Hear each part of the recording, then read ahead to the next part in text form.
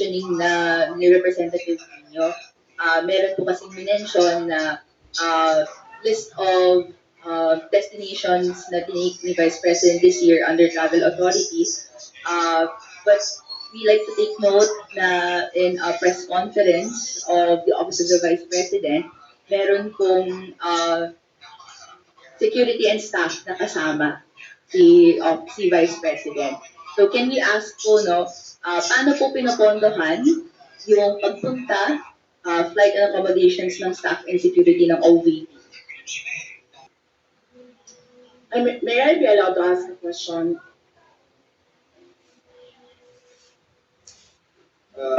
Depende sa nature, Madam Vice President.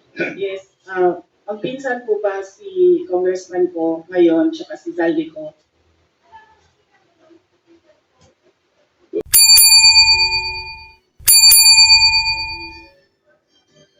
Good morning to my colleagues. I'd like to take off po sa questioning na ni Representative Nino. Meron po kasing minention na list of destinations na tinake ni Vice President this year under travel authorities.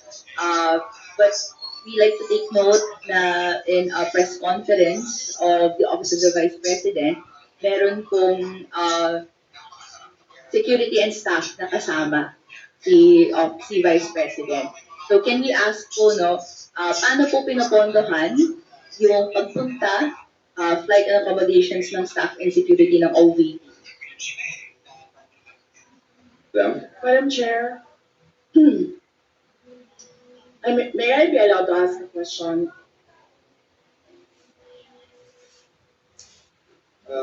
Depende sa nature, Madam Vice President. Yes. Ang pinsan po ba si Congressman po ngayon, tsaka si Zaldico? Ano pa yun? Gusto ko Mr. lang Chair, I malaman. can answer. Are they relatives? Please answer, Congresswoman Rene.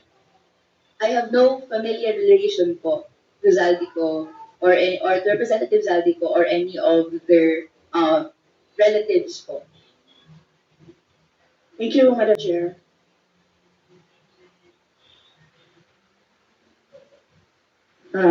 Let me just look Please go ahead, ma'am. look for the slide.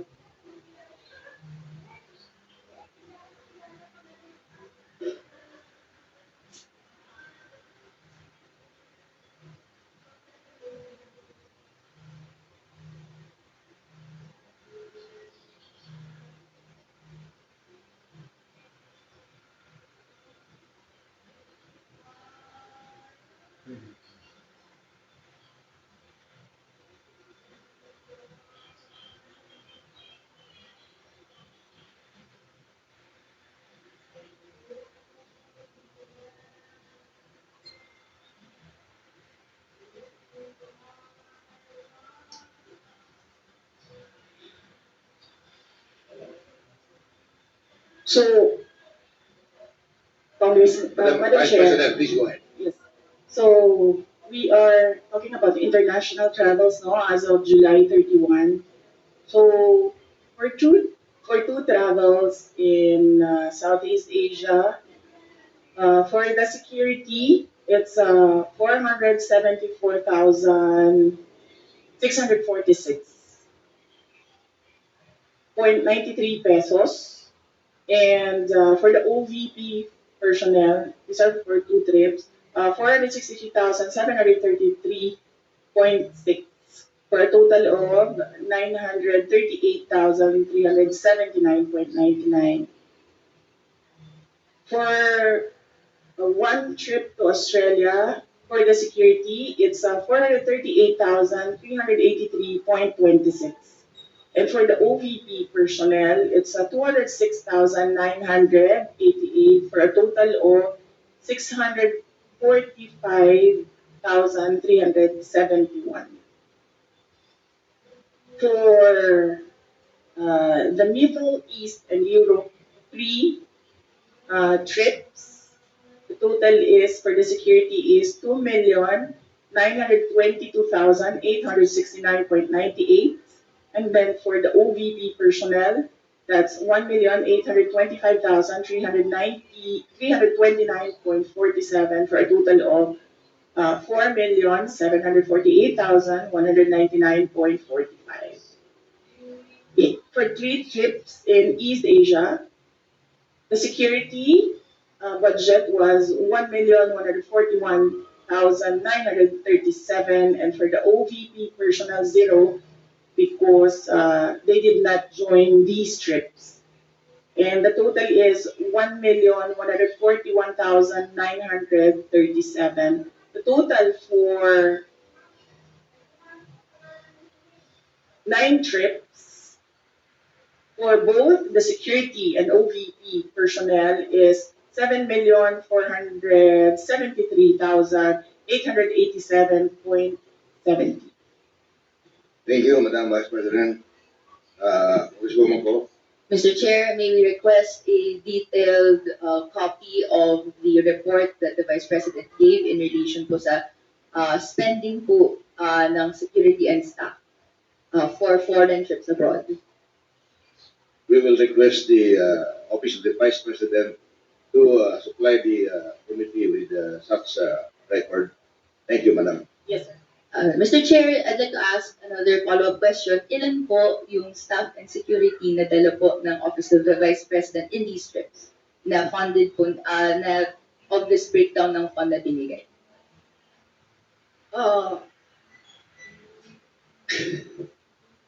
Luoy na kayo mong naong, sir, ba? Tanang. Madam Chair, for the security, I understand that they recommend, the Armed Forces of the Philippines recommend 3 to 4 security personnel, but the Office of the Vice President only approves 2 security personnel. And for the Office of the Vice President personnel, that's 1 ceremonial and diplomatic affairs employee, 1 for MPRD, that is the media relations and public affairs division, and then 1 for as assistant to the vice president. So those are the approved personnel who joins the vice president in her trips. So, to clarify, Mr. Chair, these personnel in total ay sinagot ng OVP fund of totaling 7.4 million pesos sa ating mga foreign trips. Madam Chair, not all foreign trips, as I mentioned. Security is always recommended by the Armed Forces of the Philippines, but some trips do not have OVP personnel because there are only 3 trusted OVP personnel who can do the work that I demand from them, and sometimes they are not available. Okay. Congresswoman Ko. Thank you, Madam Chair. So to confirm, ito pong mga trips na to that was mentioned, are these trips personal in nature that required po yung presence ng personnel and staff? Yes, Mr. Chair, I believe, with all due respect with my colleague in the minority, I believe the question is irrelevant. Because even if the Vice President travels on her personal capacity, we cannot disassociate herself from the office of the Vice President. She's still the Vice President. The Exactly. reason for the travel is business, but she could also travel in her personal capacity, but she's still the Vice President. So I believe the question is irrelevant. With all due respect with my colleague. Mr. Chair, just to respond po, no, this is just a mere question, whether the nature of the trip is personal or business po, no, or whether it's official. This is a question that I'd like that could be posed, and I hope to pose po to the Madam Vice President. Madam Chair, it depends.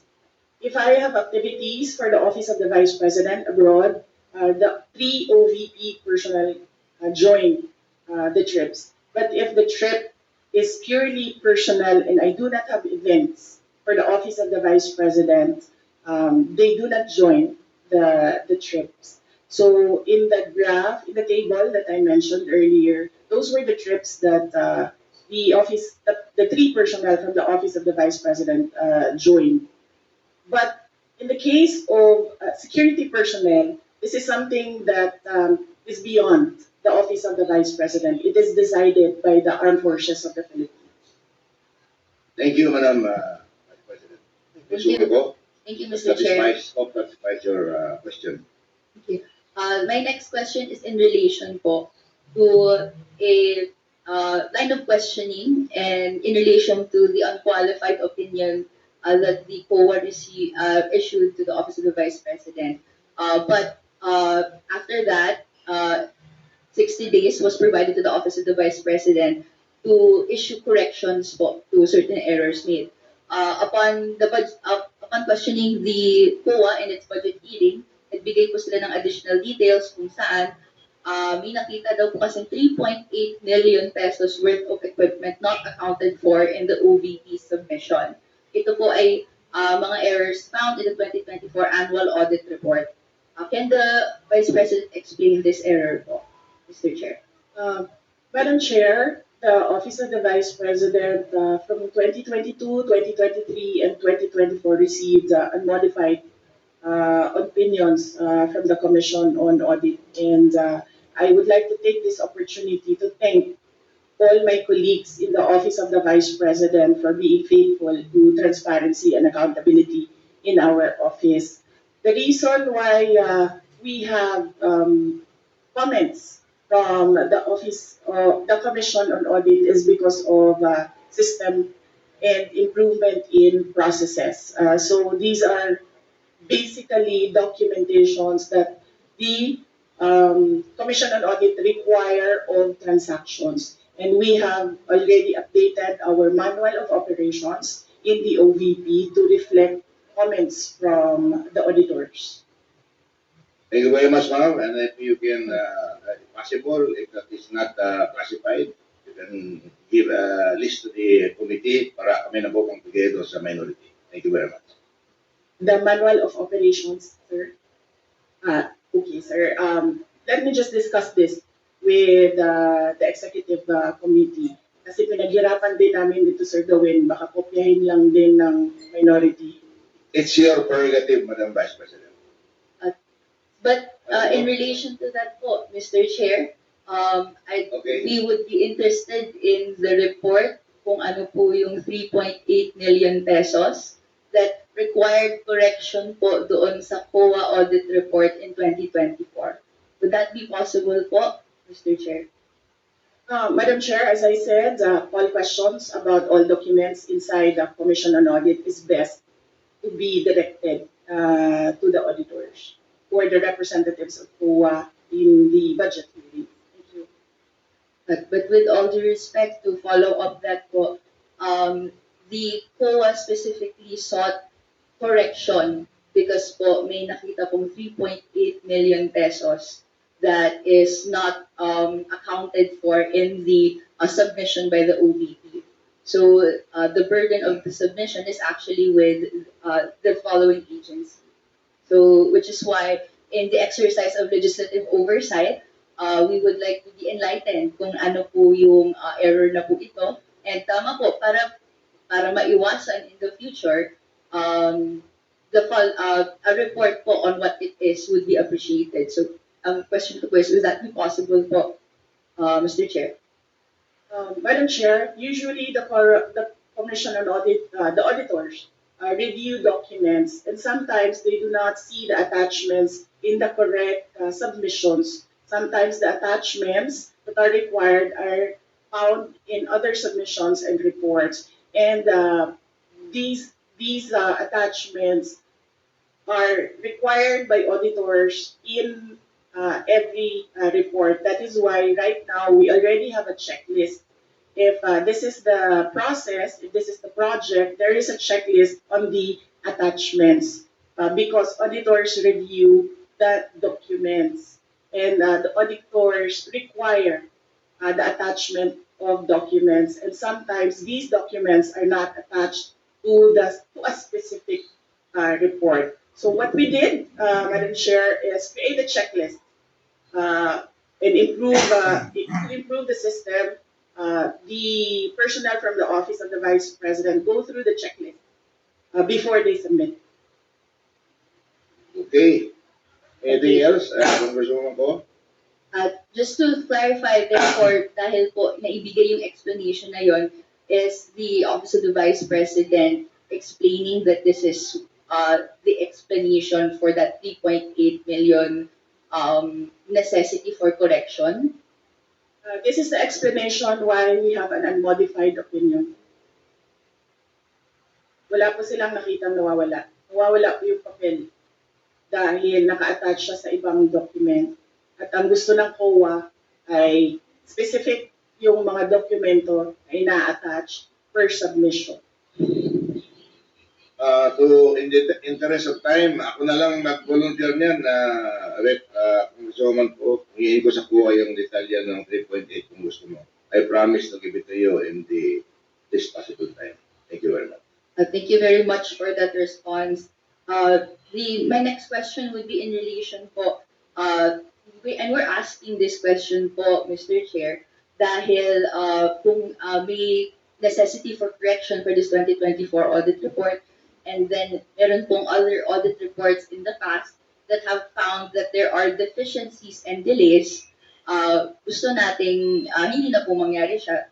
Can I ask the Mr. Chair, what assurance do the people have na sumusunod na ngayon ang Office of the Vice President sa guidelines on disbursement and other proper fiscal procedures, given that there were reports last year that hindi po ito na sunod po according to procurement guidelines po?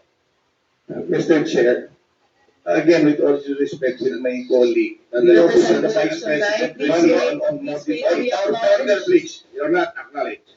Please wait, we acknowledge by the chair.